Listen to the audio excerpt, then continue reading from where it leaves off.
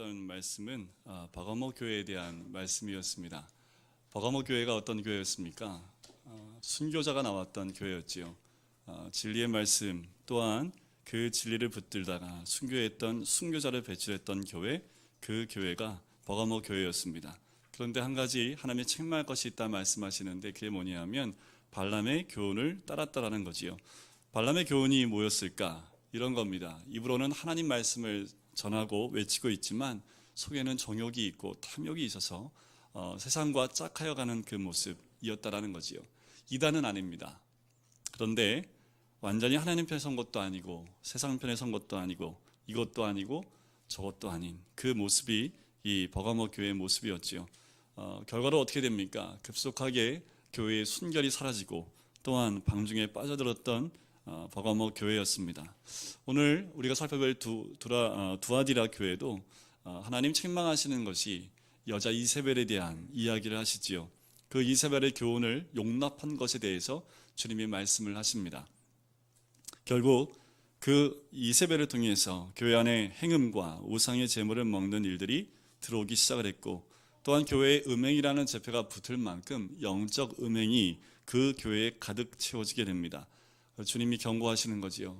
심한 환난 가운데 너희를 던져버리겠다고까지 말씀하시는 그 내용이 이 두아디라 교회의 말씀 가운데 있습니다. 이 도시를 한번 살펴볼 필요가 있는데요. 이 도시는 다른 도시보다 철제 병기를 만드는 그 제조창이 있었던 도시가 이 두아디라 도시였습니다. 기능공이 많이 찾아왔고 숙련공들이 많았던 도시, 그리고 종교적으로 제우스의 아들인 아폴로를 지역의 수호신으로 섬겼던 도시가 이 교회, 이 도시입니다. 두아디라 역시 로마 황제를 숭배하는 것이 가득 찼던 도시이기도 합니다. 여러분들 사도행전 16장에 나왔던 루디아를 기억하십니까? 루디아가 어디 출신입니까? 두아디라 출신이었죠. 자주장사였고 그 이름은 루디아인데 이름이 아니라 루디아댁이었습니다. 루디아 지역에서 온 여인에서 루디아댁이지요. 짧은 말로 얘기하면 두자루 여인이었다. 두아디라, 자주장사, 루디아. 첫 글자만 따면 두자루죠. 그래서 두자루라고 외우시면 아주 잘 외울 수 있는 그 여인의 이름인데 바로 이 여인이 빌립보 도시에서 처음으로 개종한 여인이었는데 이 여인이 어디 출신이에요? 이 두아디라. 바로 이 도시는 옷감 직조에 유명하고요. 염색 공장이 많았던 그 도시이기도 합니다. 그러다 보니까 상인조합이 형성이 되겠지요. 상인조합이 상당히 융성했고요. 그 조합에 가입하지 않으면 사고 파는 것이 거의 될 수 없는 상황 가운데 갑니다. 특별히 이 상인조합은요, 로마 정부와 많이 밀착이 되어 있었고, 그리고 여기에 있는 신전들과도 많은 밀착이 되어 있어서 거의 대부분의 일들을 이 신전의 일들을 대신 받아서 그 일을 통해서 일감을 따고 또한 돈을 벌었던 그 조합들입니다. 로마 그리고 신전 그리고 이 상인조합이 서로 어우러져서 함께 맞물려 돌아갔던 체제를 갖고 있던 도시가 이 두아디아라는 도시입니다. 이런 도시의 풍토를 우리가 한번 가만히 보면 이 안에서 믿음을 지킨다는 것 어렵겠지요. 황제를 숭배해야 됐고 또한 우상을 섬기지 않으면 상인조합에 들어갈 수 없고 상인조합에 들어가지 못하면 사고 파는 일을 할 수 없었고 이 도시가 부유하다 할지라도 우리 그리스도인들은 부유할 수 없었고 불안감에 떨 수밖에 없었고 고난 가운데 괴로워할 수밖에 없었던 도시가 이 두아디라라는 도시입니다. 이 두아디라 도시에 있는 교회에게 주님이 이렇게 말씀을 하세요. 교회의 사자에게 편지하라 하면서 우리 주님의 모습을 이렇게 표현합니다. 그 눈이 불꽃 같고 그 발이 빛난 주석과 같은 하나님의 아들이 이르시되라고 얘기하지요. 두 가지 모습입니다. 불꽃 같다, 빛난 주석과 같다. 한마디로 말하면 우리 주님이 심판자의 모습으로 보여지고 나타난다라는 거지요. 우주적인 통치자의 모습으로 이 교회에, 이 도시에 우리 주님이 자신을 드러내고 있다라는 겁니다. 또 한 가지 우리 주님이 요한계시록 어디에 봐도 나오지 않는 한 단어를 써서 자신을 표현하는데 그게 뭐냐 하면 하나님의 아들이라는 표현입니다. 요한계시록의 어디에도 예수님이 하나님의 아들이라는 표현이 나온 데가 한 군데도 없습니다. 유독 이 교회에만 그렇게 사용하고 있다는 거지요. 왜 이 교회에만 하나님의 아들이라는 표현을 썼을까? 중요한 영적인 의도가 있겠지요. 그 이유는 뭐냐면 이 도시가 섬기는 제우스의 아들 아폴로 때문에 그렇습니다. 이들에게는 하나님의 아들이 누구예요? 예수님이 아니라 누가 아들입니까? 아폴로가 하나님의 아들이었지요. 그러다 보니까 이 도시를 지키고 또한 먹여 살리고 부욕해 하고 보호하는 그 신이 누구라고 생각하는 거예요? 아폴로다라고 생각하는 거지요. 그리스도인 예수님을 구주로 섬기는 모든 사람들은 이 도시의 이 사상을 받아들일 수 없었던 거지요. 바로 요한계시록의 이 대목에서만 예수 그리스도를 만물의 통치자와 주권자인 하나님의 아들로 선포할 수밖에 없는 이유가 여기에 있습니다. 기독교인들의 세계관 가운데 이 도시의 세계관과 함께할 수 없는 그 모습이 있었다라는 겁니다. 예수 그리스도는 하나님의 아들이라고 직접적으로 도전하며 선포하고 있는 모습이지요. 바로 만국의 주자이심을 우리 주님이 드러내 보이시는 겁니다. 특별히 그 눈이 어떻다고요? 불꽃 같다라고요. 여러분들 눈이 불꽃 같은 눈 한번 보셨습니까? 네. 아버지의 눈이 때로는 불꽃같이 이렇게 번뜩일 때 있지 않으세요? 네. 저도 옛날에 어렸을 때 생각해 보면 가장 무서운 눈이 우리 아버지 눈이었는데, 아버지가 한번 부르뜨면 다 하는 것 같아요, 아버지가. 그래서 거짓말을 못 하겠어요. 아마도 여러분들 이 불꽃 같은 눈 하면 뭐가 떠오르실까요? 아마도 모든 것을 꿰뚫어 보는 눈이라고 생각하지 않겠습니까? 모든 것을 다 보고, 내가 다 보고 있어. 너희들 마음속에 있는 거, 너 혼자 있는 거 내가 다 보고 있어 라는 그 의미가 아니겠습니까? 사람의 중심, 그 생각, 다른 사람이 알지 못하는 숨은 비행까지 우리 주님이 다 알고 있다는 표현이 되겠지요. 23절을 보시면 그 내용이 나와요. 중간쯤 보면 이렇게 나오지요. 모든 교회가 나는 사람의 뜻과 마음을 살피는 자인 줄 알지라. 그렇지요. 우리 주님은 그렇게 불꽃 같은 눈으로 우리를 보고 계실 뿐만 아니라 우리를 지켜주시고 또한 보호하시는 분이 우리 주님인 줄 믿습니다. 이 교회에 대해서 우리 주님이 칭찬하시는데 이 19절에 나옵니다. 우리 19절 말씀 같이 한번 읽어볼까요? 시작. 내가 내 사업과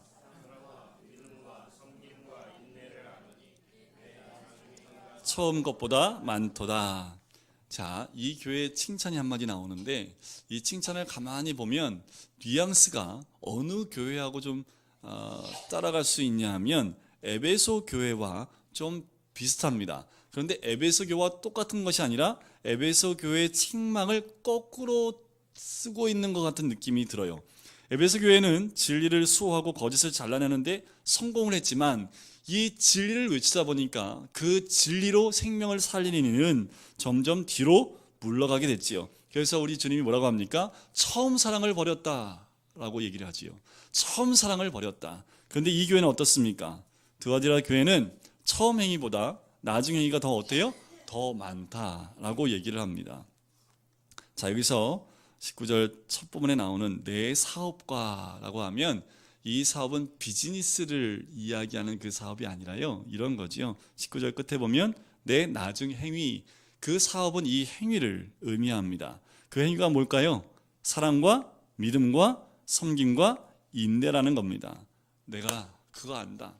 불꽃 같은 눈으로 보니까 너의 사랑과 믿음과 섬김과 인내를 내가 다 알고 있다.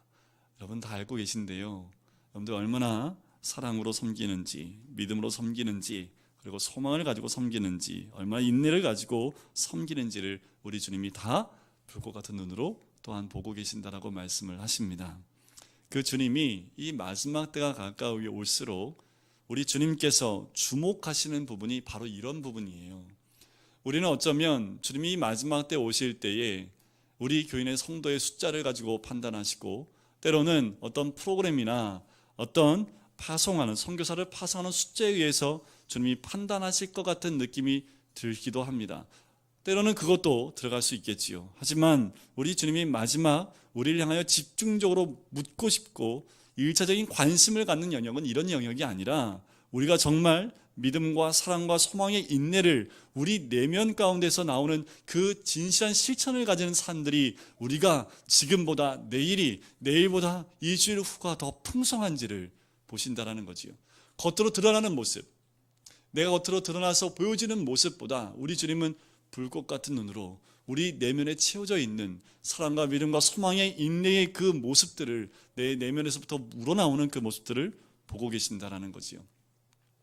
그런 면에서 우리 주님이 이 시대에 우리는 모든 교회들에게 이 두아디라의 칭찬하는 모습을 통해서 회복하라고 말씀하시는 것 같아요. 우리 교회 안에 여러 가지 직분이 있습니다. 그 직분, 그것은 계급이 되는 것이 아니라 섬김이 되겠지요. 그런데 어느덧 교회 안에 그 직분들이 계급이 되는 그런 교회들이 더 많아지기 시작을 했고요. 또 교회에서의 말과 사회에서의 말이 달라요. 교회에서의 행동과 가정에서의 행동이 달라요. 이런 모습들을 주님이 어떻게 보고 계시다고요? 불꽃 같은 눈으로 보고 계신다는 거지요. 더 나가면 어떤 모습이 있을까요? 이 기독교를 액땜으로 그리고 복받는 수단으로 우리 기독교를 그렇게 보고 있는 모습들은 있지 않은지, 이렇게 전락해 있는 그 모습들, 하지만 우리 하나님의 관심은요 어디에 있을까요? 우리 각자 한 사람 한 사람 속사람에 있습니다. 우리의 마음에 주님의 사랑과 믿음으로, 또한 그 그리스도의 성품을 맞는 부유한 사람처럼 너그러운 그 모습들이 우리를 내면에 있는지 우리 주님은 그것을 보고 계신다는 거지요. 우리가 끝까지 사랑과 믿음, 섬김과 인내의 수고를 계속하여 경주해 나가는 그 모습을 우리 주님은 마지막 때까지 지켜보고 계신다는 겁니다. 이런 거죠. 우리 주님이 우리 교회를 향한 마음 뭐냐면, 지금보다 다음 주가, 올해보다 내년이 그런 행위들이 더 풍성해지고 많은 열매로 드러나는 교회, 그렇게 되는 것이 우리 주님이 원하시는 모습인 줄 믿습니다. 여기까지 하면 참 좋은데 이 칭찬은 딱 한 절로 끝나고요. 그 다음 바로 그러나로 시작을 합니다. 20절부터 책망의 메시지가 쏟아지는데요. 이 책망의 메시지가요 너무 두려울 정도로 심판의 메시지, 경고의 메시지가 쏟아져 나옵니다. 가만히 보면 다른 6개의 교회보다 이 두아디라 교회에게 던지는 이 심판의 메시지가요 더 길어요. 더 무서워요. 제가 이것을 보면서 얘는 죽었다 이제. 근데 어떤 마음이 드냐 하면, 우리 주님이 유독 더 이 교회에 대해서 그렇게 심판과 경고의 메시지를 주시는 이유가 무엇일까? 곰곰이 묵상을 해보니까 주님의 마음이 간절한 거죠. 속히 이 교회가 돌이키기를 원하시는 거예요. 빨리 돌이켜서 다시 믿음의, 그리고 이들이 가졌던 그 믿음의 경주 위에 흔들림 없이 다시 세워지기를 원하는 마음으로 이렇게 강한 메시지를 주시는 거지요. 자, 20절 말씀을 한번 보시면 이런 책망을 하십니다. 내가 내게 책망할 것이 있다. 자칭 선지라 하는 여자 이세벨을 내가 용납함이니 그가 내 종들을 가르쳐 꾀어 행음하고 우상의 제물을 먹게 하는도다. 자, 여기서 우리가 좀 이해해야 될 부분이 여자라는 표현입니다. 자, 이 여자라는 표현을 우리가 이해해야 될 이유가 있는데, 왜냐하면 그래서 요한복음 2장에 보면 예수님이 어머니 마리아에게 뭐라고 호칭을 합니까? 여자요 라고 호칭을 하지요. 우리 한국 동양식 사고에서는 어머니를 감히 어떻게 여자라고 부르지? 라고 하지만 헬라 원어에 보면 구나이라는 표현을 씁니다. 이 구나이라는 그 표현은요 극존칭입니다. 높은 귀부인에게 붙이는 극존칭의 언어예요. 그런데 한국말로 하기 뭘로 해요? 엄마인데 어머니를 극존칭으로 부르는 그 언어가 없잖아요. 근데 헬라 말에는 이 언어가 있는 거죠. 구나이. 그런데 오늘 여기 쓰는 이 여자라는 말은요, 이 구나이라는 그 언어의 파생어입니다. 그래서 구네라는 말을 쓰는데요, 이 말은 뭐냐면 누구의 부인이라는 뜻입니다. 자, 여자 이세벨이라는 말은요 누구의 부인. 자, 역사 문법적인 배경을 고려할 때요 이 말은 분명히 이 교회 안에 누군가의 부인이에요. 그죠? 누구 부인이었을까요? 어떻게 알아요? 그죠? 근데 짐작컨대 이 교회의 리더의 부인 아니었을까? 목사 사모? 장로님의 우리 권사님? 뭐 사모님? 아니면 영향력 있는 사람의 어떤 사람의 아내였지 않았을까 추측을 할 수 있는 거지요. 분명히 교회 안에 영향력이 굉장히 대단했던 것 같아요. 이 여인의 말에 어떤 사람도 그냥 흘겨 들을 것이 아니라 귀담아 들었던 사람이 이 여인이었다라는 거지요. 또 이 여인을 표칭할 때 그 앞에 뭐라고 얘기합니까? 자칭 선지자로 이야기하는 사람입니다. 선지자는 뭐 하는 사람입니까? 하나님 말씀을 대언하잖아요. 하나님 말씀을 대언하면서 주의 뜻을 전하기도 하지만 때로는 예언의 말씀도 선포했던 사람들이 선지자입니다. 그러니까 어떻게 해요? 금방 어느 자리까지 올라갑니까? 가르치는 자리까지 올라가게 돼요. 영향이 있는 여인이었기 때문에 이 말을 무시 못했던 사람들, 조금씩 이 여인의 가르침에 귀를 열기 시작을 합니다. 문제는요, 이세벨이 여인이라는 게 문제가 아닙니다. 여자가 가르친다는 게 문제가 아닙니다. 그거는 금한 법이 없지요. 근데 문제는 뭐예요? 가르치는 내용이지요. 아마도 선지자라는 표현을 한 거 보니까 좀 신비주의적인 분위기가 있지 않았을까. 그대의 영적인 영향력을 좀 교묘하게 쌓아나가면 사람들에게 영적인 모습만 드러냈던 모습이 아니었을까. 왜 그렇잖아요. 교회에서 보면 좀 영적이다, 홀리하다 하면은 왠지 모르게 끌리는 뭐 그런 거 있잖아요. 지금도 교회들 안에 보면 그런 모습이 있을 수도 있습니다. 자, 그렇다면 이 여인이 가르쳤던 그 내용이 무엇일까라는 거지요. 아마 이런 내용이었던 것 같아요. 이 성도들이 지금 어떤 상황 가운데 있습니까? 세상과 이 믿음의 갈등 구조에 놓여 있지요. 세상의 힘과 그 영화에 편승해야 될지 말아야 될지, 내가 조금만 이 세상과 짝하기만 하면 쉽게 살아갈 수 있는데 믿음을 지키기 위해서 모든 것을 딱 잘라버리면 삶 자체가 힘들고 괴롭고 고난 가운데 들어가기 때문에 이 가운데 계속해서 갈등 구조 가운데 있었던 사람들이 이 교회 성도들입니다. 그때 이 여인이 이렇게 얘기하는 거지요. 한번 눈 질끈 감어. 그렇게 한다고 하나님 안 믿는 거 아니잖아. 그냥 겉으로 보이는 현실적인 행동일 뿐이지 속으로 하나님 모른다고 고백하는 거 아니잖아. 괜찮아 라고 이 여인이 타협주의적으로 얘기를 하는 거지요. 이 얘기를 들으면 처음에는 에이, 근데 계속 들으면요, 들리기 시작을 하는 거지요. 한 번만 해볼까? 이런 마음이 들게 되는 거지요. 이런 얘기를 하는 거지요. 요즘 다 그렇게 해요. 괜찮아요. 별나게 굴지 말아요 라고 말하면서 죄 지을 담력과 안도감을 조금씩 넣어줬던 거죠. 중요한 건 이 얘기를 듣기 시작했다는 거죠. 그런데요, 예수 믿으면 어떻습니까? 좀 별나요. 그죠? 모든 사람들이 이쪽으로 갑시다 하는데 우리 예수 믿는 사람들은 이쪽으로 가야 되는데 라고 말하는 사람들이 그리스도인 아닙니까? 제가 직장 생활할 때도 이런 경험을 많이 해요. 너만 믿냐? 너만 왜 이렇게 별나게 굴어? 이런 얘기를 제가 5년 동안 참 많이 들었습니다. 이런 말을 해주는 사람이, 예수 믿는 사람이 이런 말을 할까요? 안 믿는 사람들이 이런 말을 할까요? 그렇죠. 예, 우리의 적은 외부에 있는 게 아니라 내부에 있더라고요. 제가 다녔던 교회는요, 한 50-60%가 그리스도인이었어요. 그러니까 어떤 자리에 가면 늘 옆에서 찌르는 사람들은 예수 믿는 사람들, 야, 나도 교회 다녀. 야, 나도 교회 가면 안수집사야. 에? 안수집사님이세요? 괜찮아. 너 한번 딱 감고 그냥 해. 괜찮아. 이 말은 예수 믿는 사람들이 다 하시더라고요. 끝까지 안 하니까 화를 내요. 이제, 야, 뭐 너만 그래? 너만 그렇게 별나게 굴어? 근데 믿지 않는 사람들은요, 교회 다니니까 이렇게 하는데, 교회 다니신 분들이 끝까지 함께 가게 하기 위해서, 야, 괜찮아. 야, 눈 딱 감고 가자. 이런 얘기를 참 많이 합니다. 여러분들, 예수 믿는 사람한테는요, 회색이 없어요. 회색지대가 없습니다. 예수 믿는 것 때문에 때로는요, 뒤통수 맞을 수 있고요, 그 앞에서 침뱉음을 받을 수도 있습니다. 하지만 잃지 말아야 될 것은 확실한 메시지를 던져줄 필요가 있다는 거지요. 그런데 이세벨은요, 이 현실적인 문제에서 갈등하는 그리스도인들에게, 우상에게 한 번만 절하면 돼. 괜찮아. 하나님이 다 마음 아시잖아. 네 마음 모르시는 분 아니잖아. 전지전능하시는데 왜 모르겠어. 괜찮아. 이런 말로 자꾸 얘기하니까 그 문제가 이세벨을, 그 말을 용납하는 것으로부터 이제 이 교회들은 조금씩 무너지는데, 누가 무너지기 시작한 걸까요? 리더들이 무너지기 시작한 거예요. 자, 여기서 용납했다라는 말이 있지요. 이 용납했다라는 말을 우리나라 말로 조금 좀 약간 위트 있게 표현을 하면, 제가 워낙 위트가 없어서 일부 예배 때 했더니 잘 안 웃더라고요. 이런 거예요. 안 돼요. 안 돼요. 돼요. 네, 웃어주셔서 감사합니다. 네.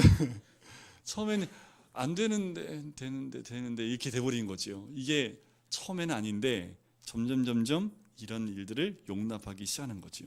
원칙을 무너뜨리고 타협할 때 안 돼라는 말을 하지 못한다는 겁니다.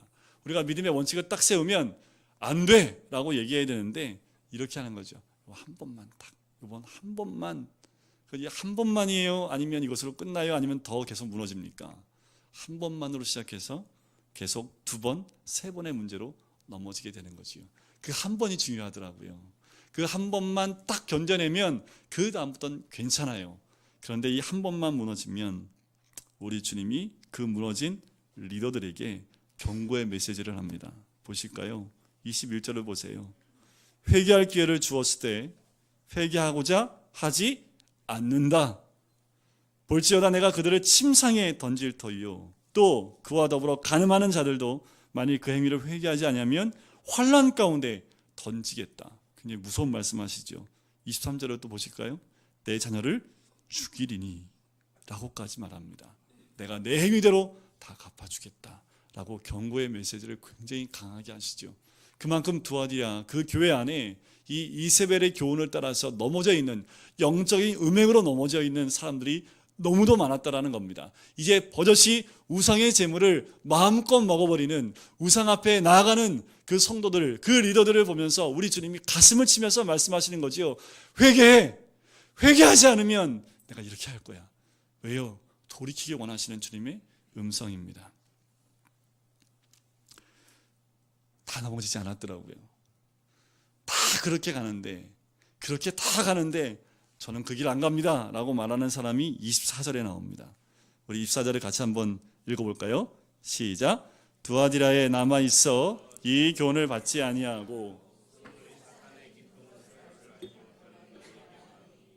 단심으로 너희에게 지울 것은 없노라. 이세벨의 교훈을 따르지 않는 사람이 있다라는 거지요.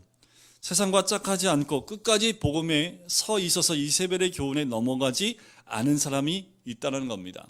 이런 사람들을 세상에서는 뭐라고 얘기하냐면 세련되지 않다고 얘기합니다.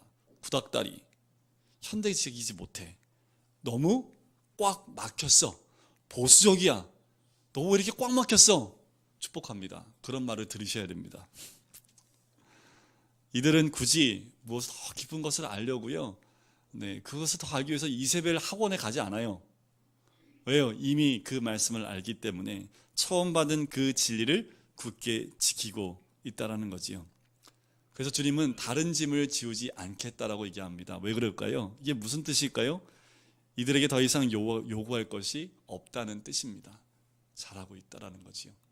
네가 그렇게 힘든 가운데, 많은 사람들이 넘어지고 있는 가운데에도 그 진리의 말씀을 붙들고 있으니 참 잘하고 있다라고 말씀을 하는 겁니다. 그래서 25절에 뭐라고 말씀을 합니까? 다만 너에게 있는 것을 내가 올 때까지 굳게 잡으라. 우리 옆에 분에게 이렇게 인사하실까요? 얘기하실까요? 굳게 잡읍시다. 굳게 잡으셔야 됩니다. 언제까지 굳게 잡아요? 제가 올 때까지요. 누가 올 때까지입니까? 주님 올 때까지 굳게 잡으셔야 됩니다. 조금만 참으세요. 세상이 우리를 향해서 너무 폐쇄적이다, 독단적이다, 꽉 막혔다, 이런 말을 할 때 조금 참으십시오. 괜찮아요. 그들에 의해서 손가락질 받아도 괜찮아요. 더 중요한 것은 우리 주님 명령하신 대로 내가 올 때까지 좀 참어, 조금만 더 참어 라고 말씀을 하는 거지요. 우리에게 있는 것을 굳게 잡으면 그것으로 충분하다는 것입니다. 그것을 굳게 잡은 것으로 충분하다고 말씀을 하는 거지요. 다른 것은 몰라도 말씀 하나만 굳게 지키는 것, 그것만으로 충분하다는 거지요. 사람들이 하는 말 따라가면 죽어요. 이 시대에 목회자들한테요, 참 많은 얘기들이 들려옵니다. 교회 부흥하려면 이렇게 해야 된다. 교회가 성장하려면 이 프로그램을 도입해야 된다. 뭐 이거 하려면 이렇게 해야 된다. 제 귀에만 들리는 프로그램만 해도요, 대여섯 가지가 넘습니다. 교회가 부흥하려면 성도들을 못 살게 굴어야 돼. 이렇게 말씀하시는 목사님들도 있어요. 성도들이 계속 움직이게 만들어야 돼. 이렇게 말씀하시는 분들도 계시고요. 굉장히 여러 소리가 들려요. 그런데 제가 그곳에 귀를 열었다가도 닫는 이유가 있습니다. 왜 귀가 열리냐면요, 제가 좀 부족하니까 열려요. 제가 부족하지 않으면 그게 들리겠습니까? 제가 다 하겠지요. 근데 제가 부족하니까 그런 것에 귀가 열리는 거잖아요.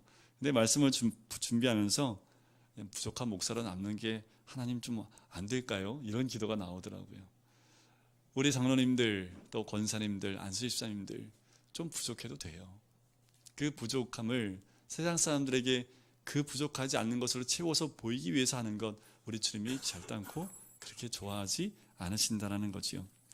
어차피 상 주는 거는 사람들입니까? 하나님이십니까? 우리 주님이시잖아요. 주님께 보이는 우리의 모습 좀 부족하지만 우리 주님 말씀하시는 대로 내가 올 때까지 말씀을 굳게 붙잡으라 라는 그 말씀대로 나아가는 삶, 그것이 우리 주님이 우리에게 주시는 메시지이고 말씀인 줄 믿습니다. 이렇게 지키는 자에게 우리 주님이 뭘 약속하셨는지 우리 26절을 보실까요? 26절을 우리 약속하신 말씀이니까 같이 한번 읽어보겠습니다. 시작. 이기는 자와 끝까지 내 일을 지키는 그에게 만국을 다스리는 권세를 주겠다라고 말씀을 합니다. 신앙의 전절을 지키는 자라 사람, 세상과 짝하지 않는 그 사람에게 권세를 주겠다라고 이해합니다. 이것은 최종적으로 주님이 이 땅에 재림에 오실 때에 세상을 심판하실 때 주겠다라는 그 권세입니다. 그러나 지금 주시겠다라는 거죠. 지금 여기서도 주겠다 말씀하시는 겁니다. 주님의 말씀을 붙들고 끝까지 충성하는 자에게 하늘나라의 하나님 나라의 권세, 바로 이것을 주겠다라는 겁니다. 바로 주님은 그 사람을 들어서 거짓 신앙을 붙들고 있는 사람들, 그 이세벨 앞에서 온갖 음행을 행하고 있는 모든 사람들의 그 모든 것들을 다 드러나게 하겠다라고 얘기하시는 거지요.